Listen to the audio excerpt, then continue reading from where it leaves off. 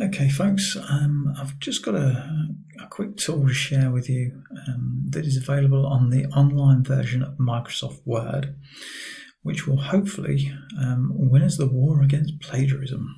So, it only works with the online version of Word. It doesn't work with the desktop app.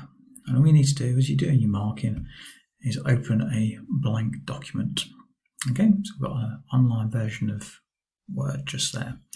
Now, let's just be a student for a moment and let's just search for something like types of business.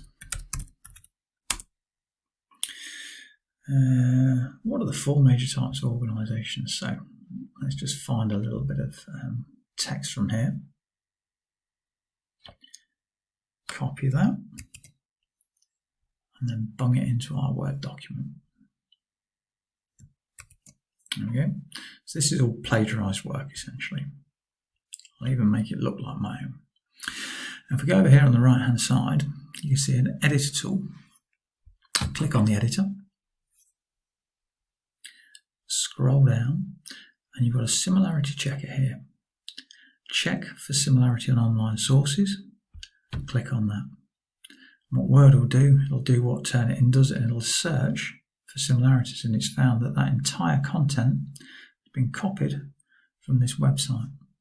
And we know it has because I've just done it. So if I just click on that, there we go, the four major businesses, and you can see that it's the exact content that I've copied. So how can this work for us? When a student sends their piece of work, so we've got a piece of student work that's been sent in here, all you do is copy that student work,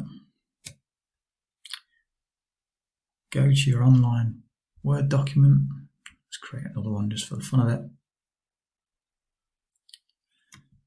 paste it in, and go to your similarity checker, check for online sources, and 0 out of 0 have been found. So this student has produced a good piece of work, produced it by themselves, and we can tell by putting it through that checker that it's all genuine.